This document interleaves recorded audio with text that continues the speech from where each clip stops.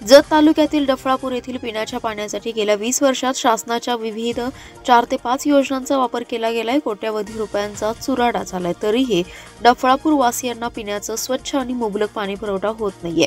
शिवाय गावातील विकास कामांना देखील मोठ्या प्रमाणात खीळ बसली आहे। या प्रश्नांसाठी संतप्त झालेले डाव्या आघाडीचे नेते तथा कॉम्रेड हनुमंत कोळी यांनी सकाळी थेट गाव पाणी पुरवठा करणाऱ्या जलशुद्धीकरण केंद्रातील पाण्याच्या टाकीवर चढून अनोखे आंदोलन केले। दरम्यान अचानक झालेल्या या आंदोलनामुळे प्रशासनाची चांगलीच भंबेरी उडाली।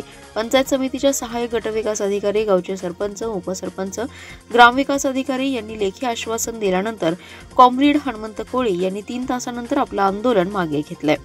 डफळापूर ग्रामपंचायतकडून गेले कित्येक दिवस झालं गावकऱ्यांना पिण्यायोग्य पाणी पुरवठा केला जात नाही। जो पाणी पुरवठा केला जातो तो फक्त वापरण्यायोग्य आहे।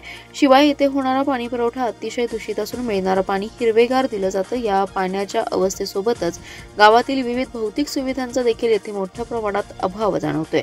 बस स्थानकाचं काम अर्धवट पडलं असून ते सुरू करणे, गावातील अंतर्गत रस्ते, गटारी दुरुस्त करणे, बस स्थानक परिसरात असलेले शौचालय चालू करण्यात यावं अशा मागण्यांसाठी कॉम्रेड हनुमंत कोळी यांनी एकविरा देवस्थान जवळील पाण्याच्या टाकीवर चढून 3 तास आंदोलन केलं। या आंदोलनाची माहिती कळताच सहाय्यक गटविकास अधिकारी, विस्तार अधिकारी, पाणी पुरवठा शाखा अभियंता यांनी घटनास्थळी भेट दिली।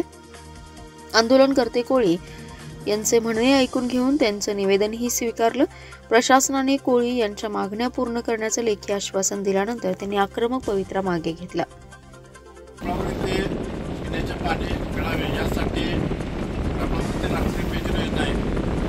अकराला मंजूर झाले, आतापर्यंत 2025 झालं तरी अजून डफळापूर गावाला शुद्ध पाणी मिळत नाही। जे पाणी मिळतं ते तलावातून पाणी मिळतं। त्यामुळं माझी मागणी आहे की डफळापूर गावाला शुद्ध पाणी मिळावे, यासाठी एकविरा देवस्थान मंदिरापाशी पाणी टाकीवर उभारून आज आंदोलन करत आहे।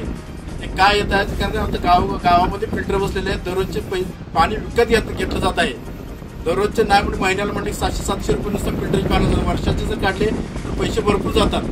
ती ग्रामपंचायतीनं आम्हाला पिण्याचे पाणी, योग्य शुद्ध पाणी मिळावे यासाठी मी आंदोलन करत आहे। जर या आंदोलनात जर काय तोडगा निघाला नाही तर भविष्यामध्ये यापेक्षाही मोठं आंदोलन मी करणार आहे। एवढंच बोलतो आणि थांबतो।